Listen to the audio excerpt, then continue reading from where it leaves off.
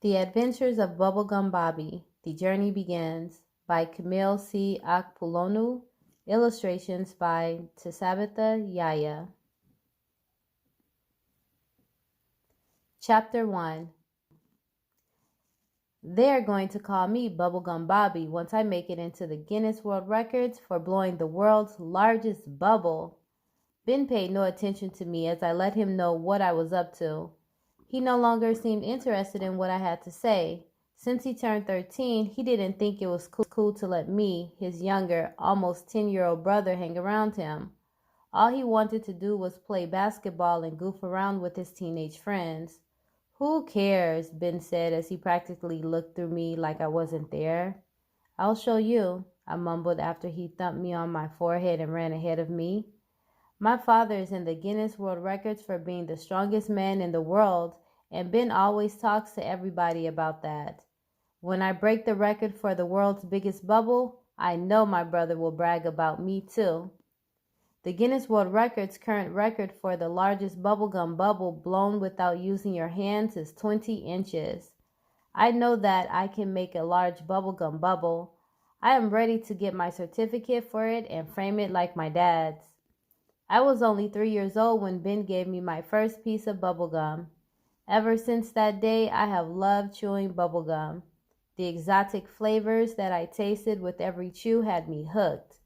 The excitement of being able to change from gum to a large bubble mesmerized me. Banana berry blast is my favorite flavor. I always savored every chew as I got more flavor with every bite. Sometimes I would swallow bubblegum by accident. My mom would always remind me not to swallow my bubblegum because your body can't digest it. I just couldn't help it when I fell asleep with bubblegum in my mouth, then woke up with it missing. Chapter 2. My World. "Coco!" I called for my dog while I waited for him to appear in the garage. As my chocolate-colored, furry Labrador jumped on me, I rubbed his belly. His paws touched my shoulders as his hair tickled my cheek. "You will always be my best friend." We ran on the front lawn for a while until my mother called me in for dinner. It was pretty warm for early spring, but I worked up a sweat and was ready to take a break. "Bobby, I made your favorite meal, chicken tacos," my mother said as she put our plates on the table and I walked in the door. She always knows how to put a smile on my face. "Now go wash your hands and spit out that gum. Ben, take off those headphones before you sit at the table." My mother stood 5 feet 2 inches and wasn't ready for me to grow taller than her. She had a thick build with long curly hair and a narrow face.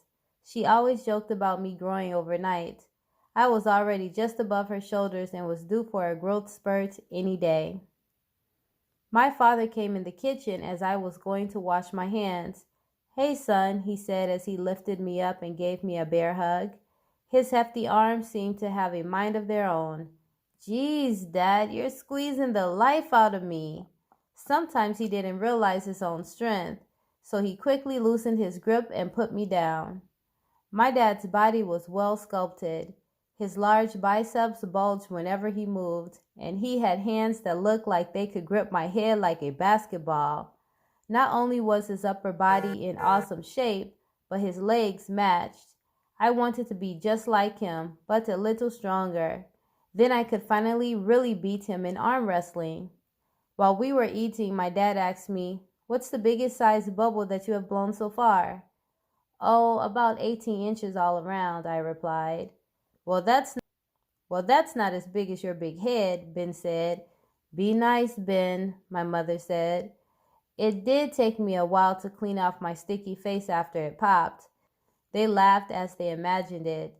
I was used to Ben teasing me, but no matter what, I still looked up to him. I wanted him to notice me for something other than being his little brother. After we finished eating, we cleared the table and washed dishes. Then my dad gave me some bubblegum blowing advice. "Make sure you stretch your cheeks and practice holding your breath while blowing air out longer. You might even want to try to use more pieces of bubblegum." He knew most of the Guinness World Record stats and liked the idea of me trying to break a record.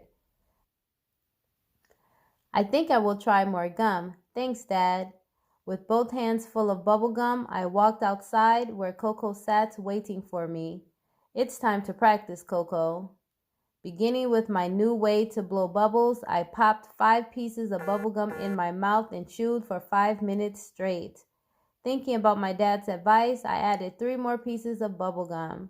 I chewed for 3 more minutes, then took a deep breath and wrapped the gum around my tongue. Then I made a monkey face and I blew out air for over 20 seconds. It's still not bigger than your fat head, Ben joked as he towered over me and popped my bubble with his finger. Ben was tall and lanky. He stood about 5 feet 8 inches and swore he had muscles. More like scrawny bones, I thought. The older he got, the more distant he was, and he even seemed to make fun of me whenever he got the chance.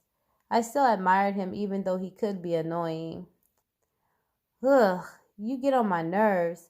Glad that bubblegum did not make too much of a mess. I tried to trip him as he walked away. I missed and he caught me in a headlock. I called for help. Mom! As our mom came out to check on us, Ben frowned and whispered, "Tattletale. What's going on, boys?" I could tell she was upset because we messed up her workout routine. Ben was trying to hurt me and he popped my bubble that was still growing. But Ben tried to explain before Mom responded. Ben apologized to Bobby and then just leave him alone. I apologize, Bobby, Ben responded half-heartedly as I chuckled. You guys need to get ready for bed. Take your showers. Bobby, you take one first and tell me when you are done. Bobby, what happened to your hand? Mom asked. Andy tripped me and I scratched my hand trying to catch my fall. I didn't even realize my fall left a scar. Andy Cooper, the school bully, reeked of evilness. She was full of mean surprises and gruesome greetings. To make matters worse, Andy was a girl. Her latest prank was letting a skunk loose in the boys' bathroom. How she did it without getting sprayed herself is beyond me. My only problem was that I was in the bathroom when she did it. That happened just a few weeks ago. As I was heading out to recess after washing my hands, I noticed a black and white animal coming close to me. I think I scared it, and all I remember is it turning around, lifting its tail, and a bunch of yellow stuff spraying me and the other 3 boys that were in the bathroom. It took close to 2 weeks for the smell to come out. I had to bathe in tomato juice several times to remove the smell. Everyone in school knew who the culprit was, but nobody saw Andy do it. She didn't even get in trouble. Principal Whitmore called it an accident. I wish there had been a video camera around at that time. Sometimes I thought of mean schemes to pay Andy back. I could put snakes in her desk or gum in her backpack. Knowing Andy, she wouldn't even be scared. I hated that with all the ideas I thought of, I always chose to do the right thing. When I told my dad about Andy and how she gets away with murder, he said that she probably needs the attention and isn't happy with herself. Whatever. I was hoping he would give me an idea of what I could do to make Andy pay for her horrible actions. Make sure you put something on that scar, Mom said, breaking me from my thoughts. She always did say I was too much of a daydreamer who was lost in my own world. Did you tell on her? I hope you didn't push a girl back. Ben laughed and taunted me behind my mother's back. You got beat up by a girl, he whispered. Mom, this girl is different. She deserves to be pushed back. I didn't do anything, though. Well, I am going up there tomorrow to talk to your teacher and the principal.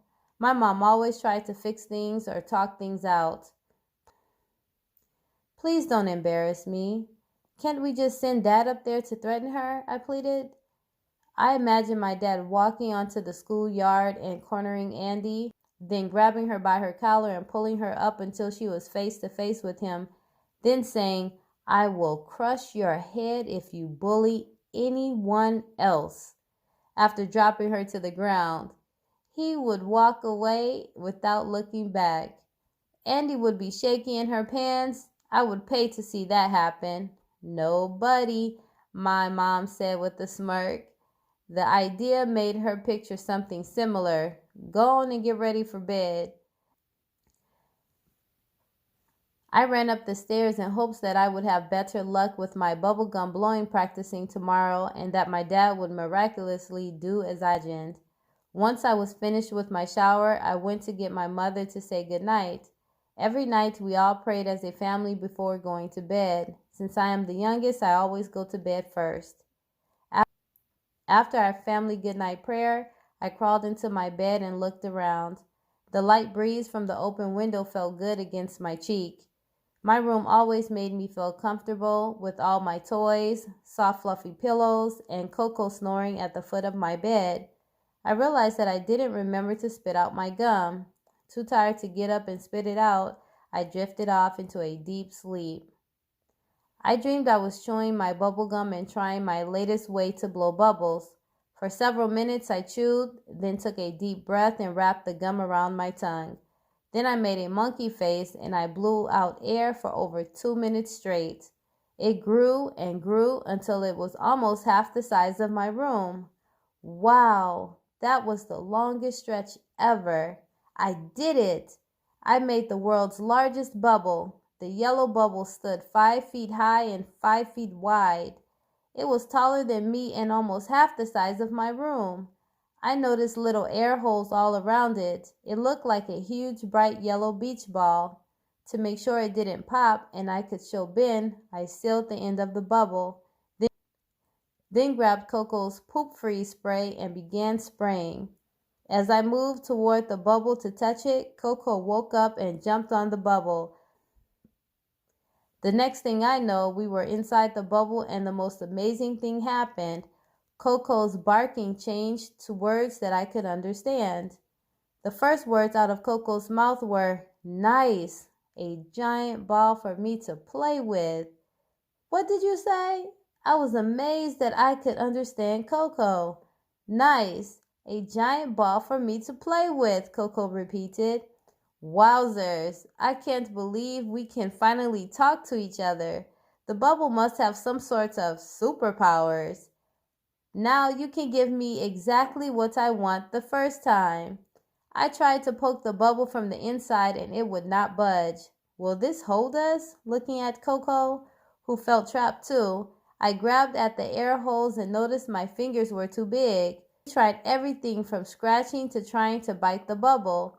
The poop freeze spray worked too well, but I wish it froze before we fell through the bubble. There was no way out. We were stuck in the bubblegum balloon. As we both began to panic, Coco jumped on the side of the bubble and sent us flying out the window. If you would like to read the remaining chapters in The Adventures of Bubblegum Bobby, The Journey Begins, head over to Amazon.com. You will